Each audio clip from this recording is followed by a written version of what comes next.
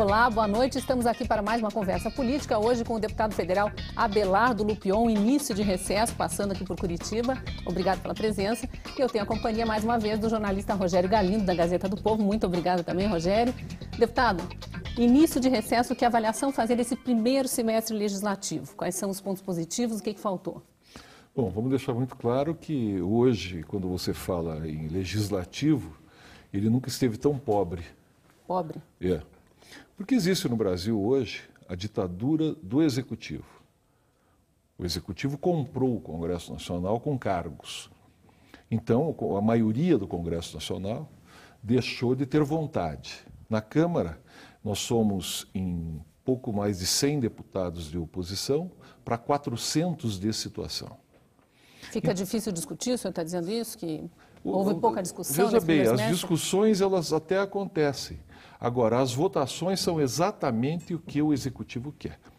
De chegar ao ponto lamentável de você pegar a lei das licitações, que é a 8666, que foi feita para moralizar o Executivo no país inteiro, onde você precisa de transparência dentro das contas públicas e das compras, principalmente, das contratações, você criou uma impossibilidade de fiscalização, porque você simplesmente desobrigou o governo de poder publicar suas contas. E a oposição não conseguiu berrar contra isso? Não, berrar nós berramos, estamos roucos de berrar. Não o grande conseguiu problema fazer não conseguimos mudar, porque efetivamente o governo tem a maioria.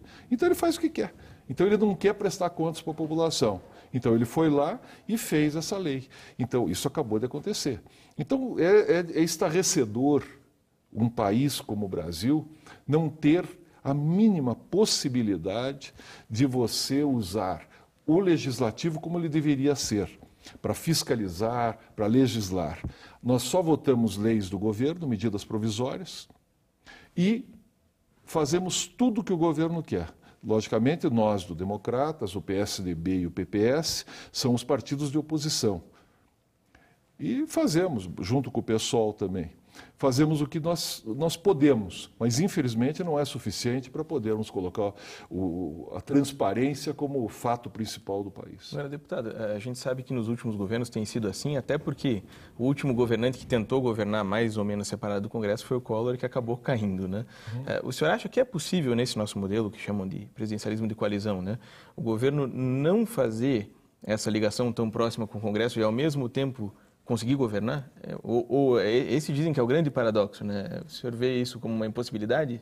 Não vejo, não. Eu não vejo porque a partir do momento que houver respeito ao Congresso Nacional e uma boa conversação e denunciar efetivamente toda a corrupção, o parlamentar vai se desacostumar de querer trocar o seu voto por cargos. Porque o Congresso também é bastante fisiológico, nessa relação é de duas mãos, né? Não, totalmente. Agora, no tempo do Itamar, eu estava lá já, não houve isso.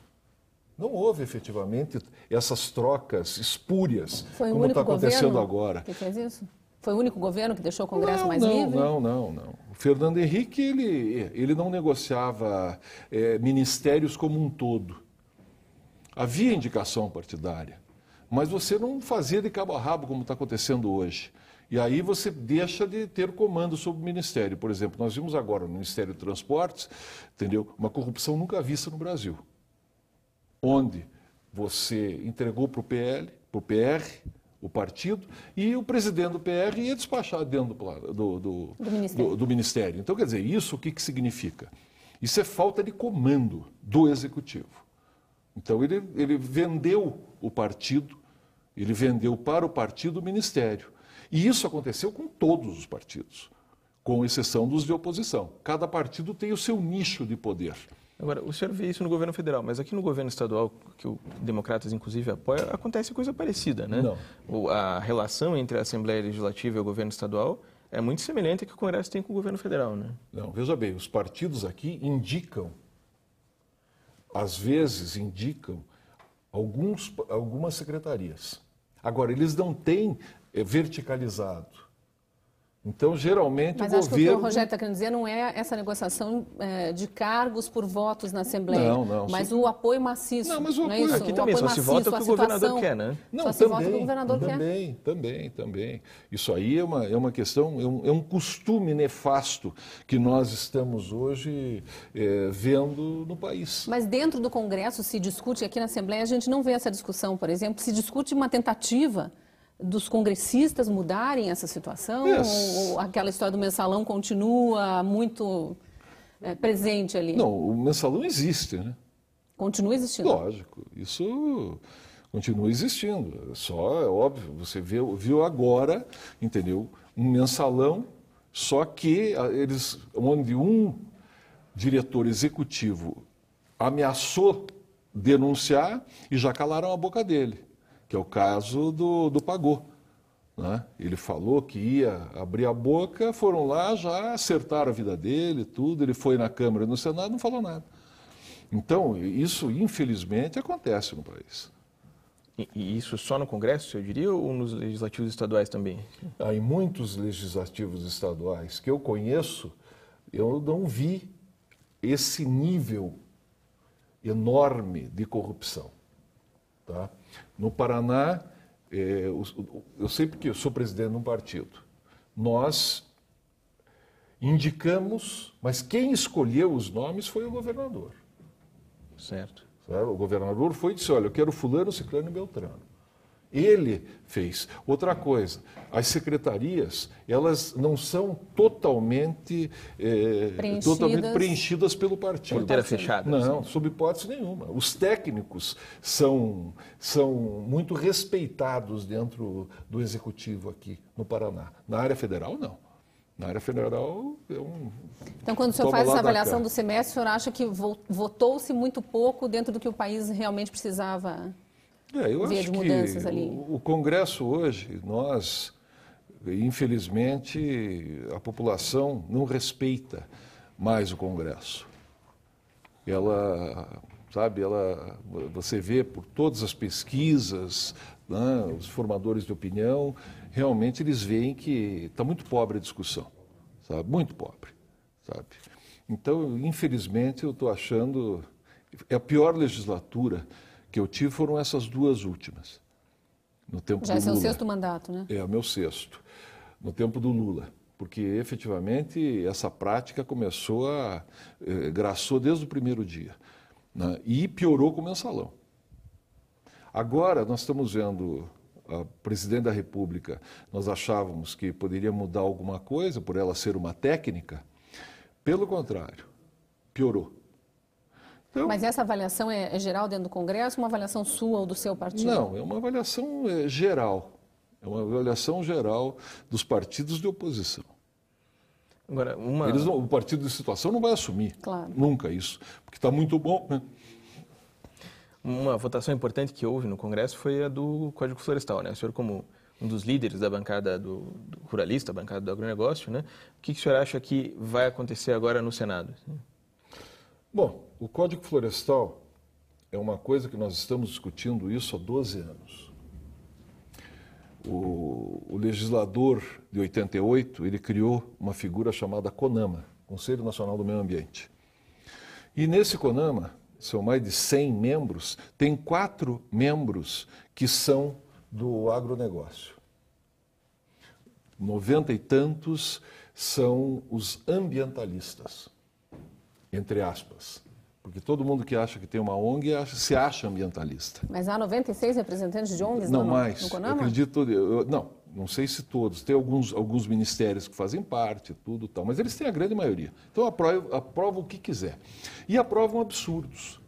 Então o que nós estamos fazendo hoje é fazendo uma lei que norteie o país.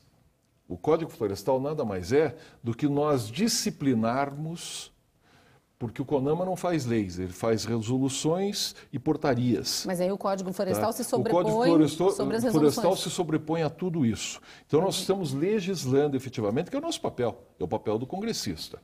Então, esse Código Florestal é um Código Florestal estudado como nunca. Não teve uma lei, nenhuma lei, que teve tantas audiências públicas, visitas em locais e principalmente discussões com pessoas que conhecem de fato o que significa meio ambiente e produção, para nós conseguirmos encontrar o equilíbrio.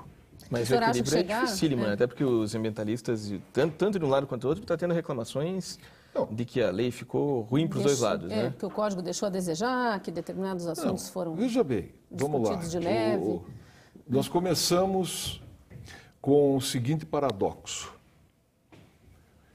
que é entre meio ambiente e produção.